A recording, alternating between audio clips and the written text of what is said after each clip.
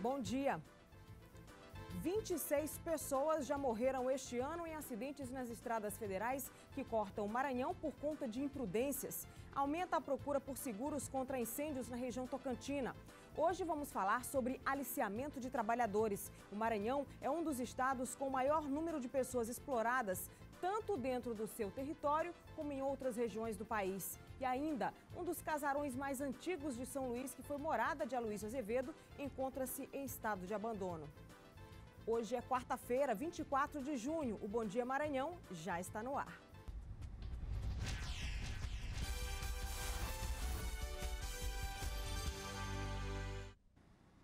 A violência continua alterando a rotina de moradores do bairro do Coroadinho, em São Luís. Depois de muitas ocorrências, o Sindicato dos Rodoviários pediu a mudança de endereço do ponto final dos ônibus, numa tentativa de evitar as abordagens criminosas.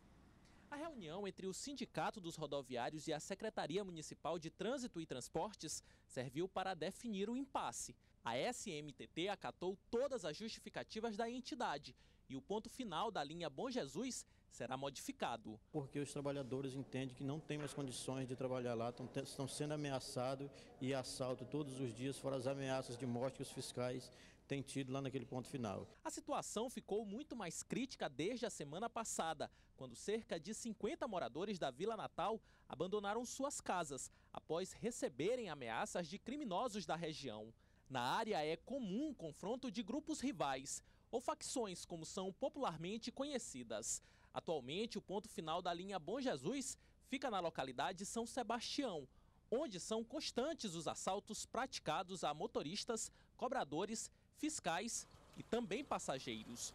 O novo ponto final ficará nas proximidades da unidade de segurança comunitária do Coroadinho. Esta medida paliativa, enquanto, na verdade, acontece uma reunião na secretaria, que amanhã nós estamos oficializando a secretaria para que possa sentar o SET, o Sindicato dos Trabalhadores, a SMTT, a própria secretaria, juntamente com o Comando Geral e a Polícia Civil, para que possa chegar no entendimento para dar segurança a esses trabalhadores que, na verdade, não aguentam mais rodar na situação que está naqueles pontos finais. A eleição para acesso a um cargo vago de desembargador do Tribunal de Justiça do Maranhão será realizada nesta quarta-feira durante sessão plenária administrativa.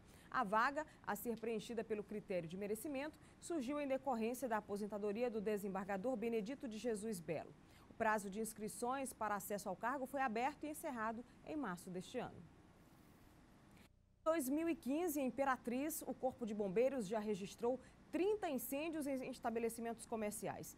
Com a última ocorrência da semana passada, onde uma loja de venda de peças de bicicleta ficou praticamente destruída, aumentou a procura por seguros incêndios na cidade. Seguro para estabelecimentos comerciais é importante e pode ser usado em situação de emergência. Porque senão ele fica sem segurança para o seu investimento. O valor de cada seguro vai depender da quantidade do estoque da empresa e da localização. O seguro cobre incêndio, explosão, danos elétricos, alagamento, impactos de veículos. Desde o incêndio, os proprietários ficaram mais atentos em relação aos seguros em seus estabelecimentos. Na corretora de seguros, por exemplo, a procura aumentou 30% só nesta semana. Já realizei alguns bons negócios, principalmente na parte empresarial. Evandro é proprietário desta loja há mais de 33 anos. Vizinho da loja de bicicletas que pegou fogo, não quer mais contar com a sorte e vai fazer o seguro. Nós, comerciante, empresário da cidade de Imperatriz, devemos recorrer a essa parte do seguro, né? Que é uma parte importante. Nós não sabemos o dia de amanhã, né? De acordo com o Corpo de Bombeiros em Imperatriz, este ano, já foram registrados cerca de 30 incêndios em residências e estabelecimentos comerciais. Veja a seguir, vamos falar sobre aliciamento de trabalhadores. Agora são 7h36. O Bom Dia Maranhão volta depois do intervalo.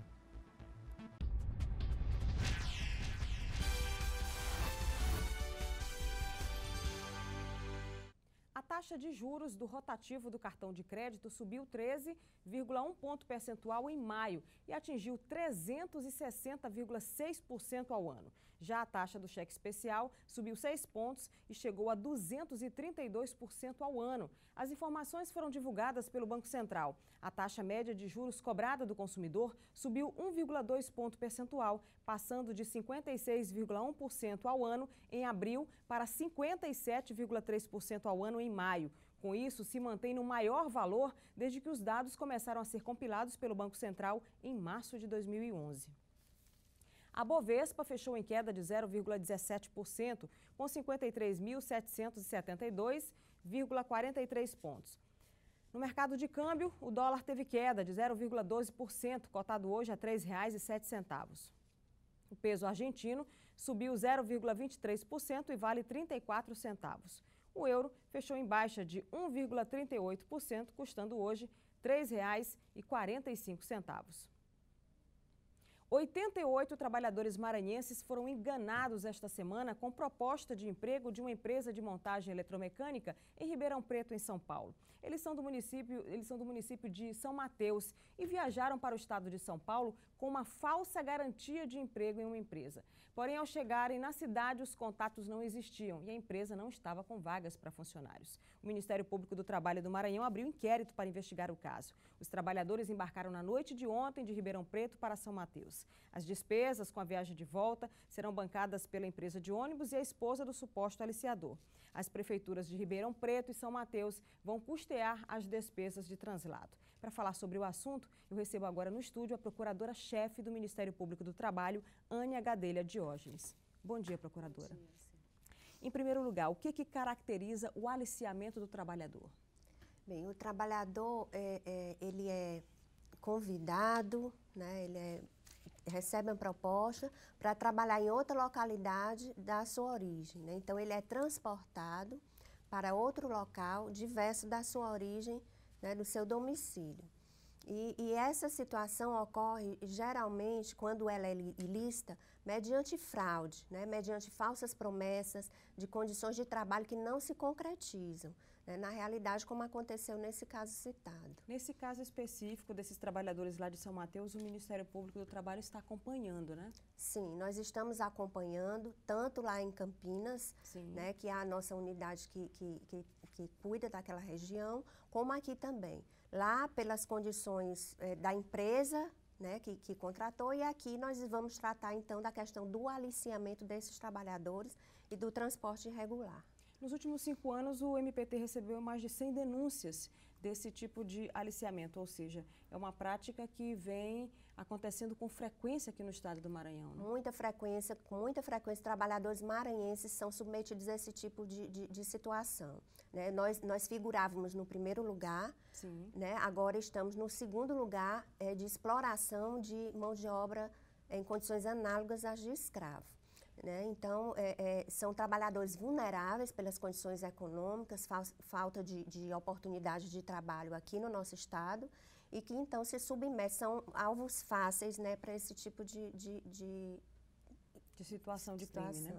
Procuradora, como é que esse trabalhador pode se precaver, se prevenir de uma situação como essa? Bem, qualquer tipo de contratação para transporte para outra localidade, diversa da origem, tem que seguir algum procedimento específico, né, determinado pelo Ministério do Trabalho e Emprego. Então, a empresa ela tem que emitir uma certidão declaratória de transporte de trabalhadores. E ela tem que entregar essa certidão ao Ministério do Trabalho e Emprego. Nessa certidão já tem que constar o contrato que aqueles trabalhadores celebraram com a empresa empregadora. Sim. Então, a contratação ela acontece na origem.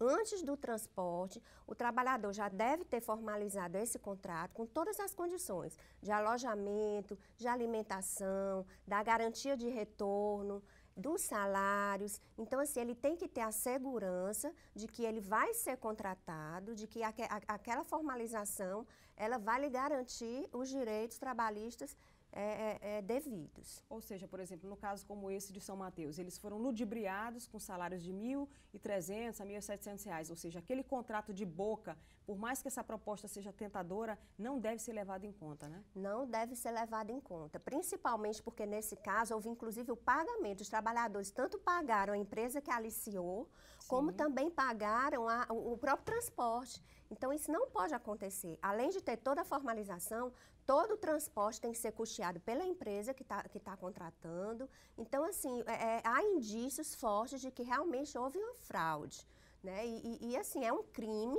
é importante destacar que isso é um crime previsto no artigo 207 do Código Penal, sujeito a pena de detenção de 1 a 3 anos. Então, além de toda a implicação civil e trabalhista, né, os desdobramentos que o MPT agora vai adotar, tem também um aspecto criminal a ser apurado pelo Ministério Público Federal. É difícil provar uma situação como essa, por exemplo, caracterizar uma empresa dessa como aliciadora?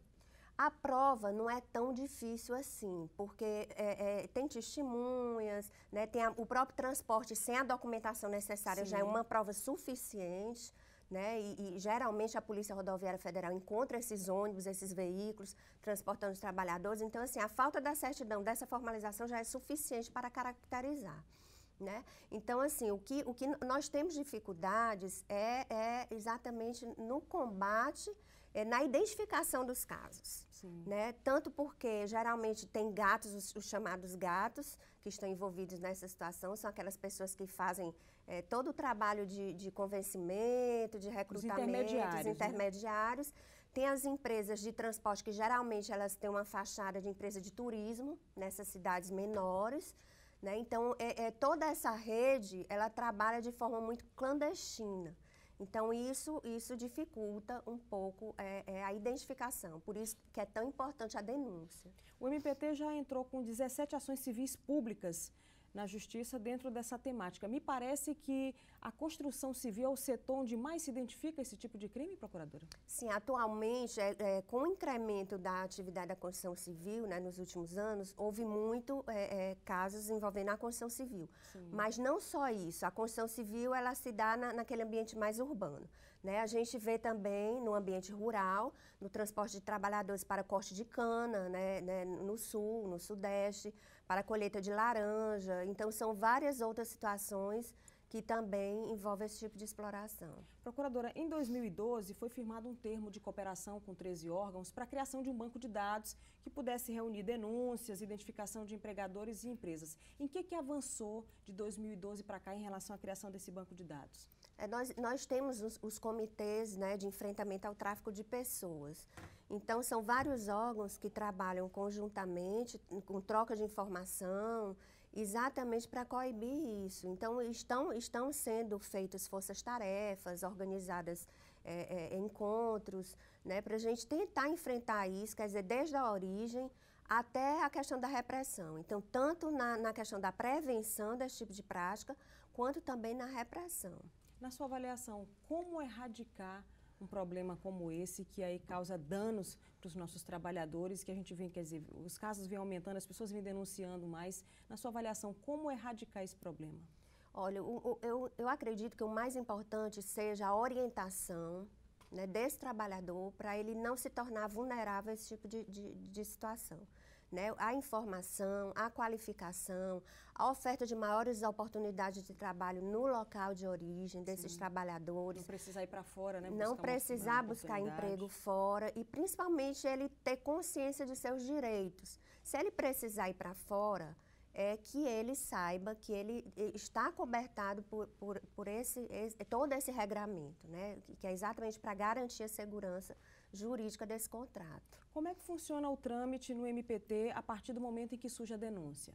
Bem, tendo conhecimento da denúncia, ou por provocação, ou mesmo de ofício, por exemplo, vendo uma reportagem, né, tratando do assunto, é instaurado um procedimento, né, um inquérito civil. Nesse inquérito, nós vamos coletar provas, né, escutar testemunhas, buscar documentos. E aí, quando as provas já estão prontas, nós, às vezes, né, propomos a regularização administrativa por meio de um termo de ajuste de conduta e quando não é possível, não é aconselhável que se adote essa providência preliminar, nós ajuizamos uma ação civil pública.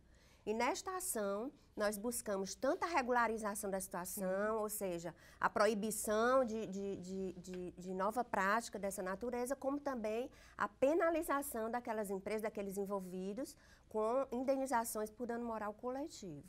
E denúncias podem ser feitas a qualquer momento no MPT, A qualquer momento. Nós temos os canais telefone, né, via internet, então hoje está muito fácil. Fazendo via internet pelo nosso sistema, automaticamente isso já se transforma em uma notícia de fato que vai dar origem a um inquérito. Um dos telefones é o 2107-9300, o telefone do Ministério Público do Trabalho para denúncia em casos como esse. Procuradora-chefe do Ministério Público do Trabalho, Ânia Gadelha Diógenes, muito obrigada pelos esclarecimentos aqui no Bom Dia Maranhão.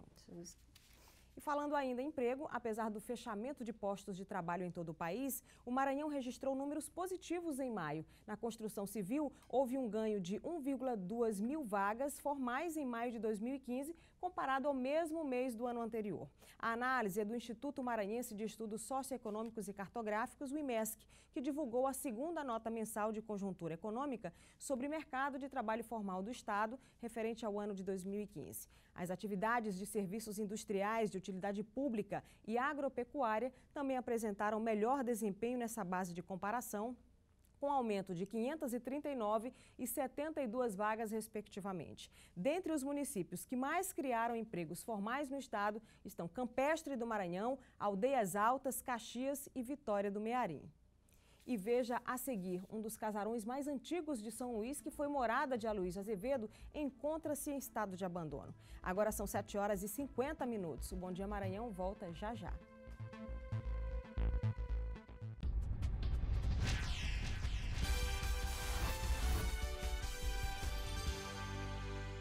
Grande parte dos acidentes ocorridos em estradas tem sido causado pela imprudência de motoristas. A pressa e as ultrapassagens indevidas têm ceifado muitas vidas. Só este ano, 26 pessoas morreram nas estradas federais que cortam o Maranhão. Há uma expectativa de que, com a conclusão da duplicação da BR-135, haja uma diminuição no número de acidentes, pelo menos nos trechos mais perigosos.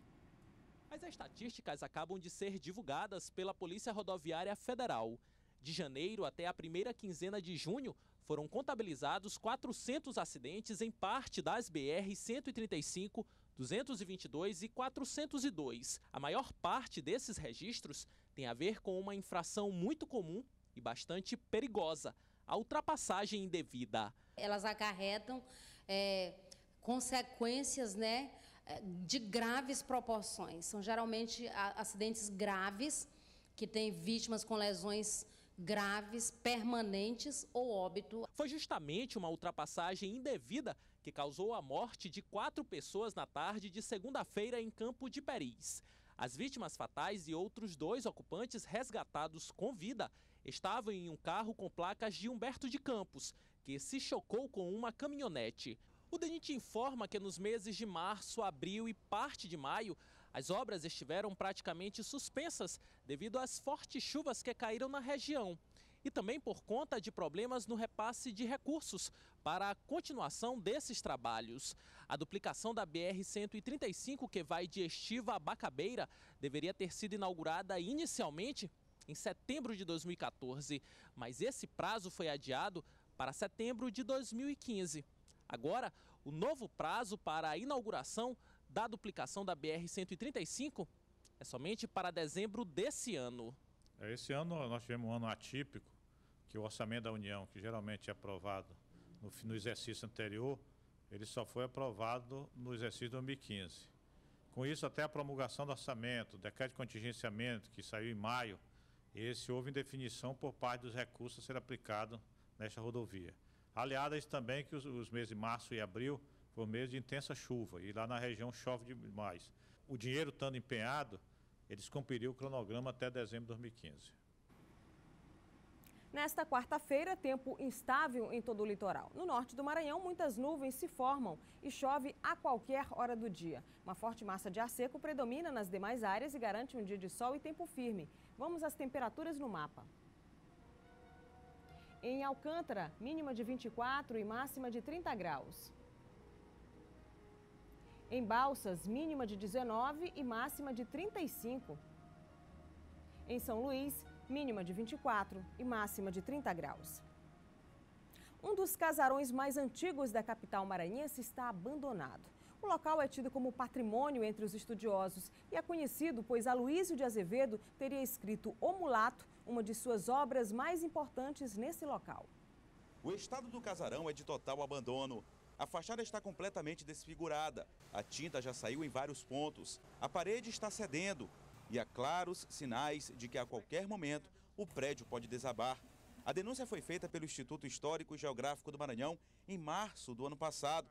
De lá para cá, mais de um ano já se passou e a situação só vem piorando. Nesse sentido é que a gente está novamente denunciando essa situação, porque o casarão está na iminência de desabar a qualquer momento. Ainda segundo o presidente do Instituto Histórico e Geográfico do Maranhão, o Ministério Público moveu uma ação civil pública para que a proprietária do casarão promovesse uma intervenção na estrutura do prédio, no intuito de não permitir a queda. Isso para outubro de 2014. Foi no casarão em que viveu um dos maiores escritores maranhenses, Aloísio Azevedo. Foi nesse mirante que ele escreveu um dos maiores clássicos da literatura brasileira, o romance O Mulato. Este livro de Josué Montello, publicado em 1975, traz uma foto de como era o casarão. A imagem é bem diferente da de hoje. Infelizmente, o interior do imóvel já foi completamente destruído. O que resta é apenas a fachada. Uma tristeza, tanta história e cultura indo pelo ralo. E com muita devoção, a Igreja de São João Batista, que completa 350 anos de existência, comemora com os católicos desde as primeiras horas de hoje o Dia de São João, que é um dos santos mais famosos em todo o Brasil. A programação segue durante todo o dia com missas e apresentações a partir das 10 horas da manhã. E a principal missa acontece às 5 horas da tarde de hoje. A Igreja de São João fica na Rua da Paz, centro de São Luís. O Bom Dia Maranhão termina agora. Outras notícias você acompanha no portal idifusora.com. Um ótimo dia para você e até amanhã.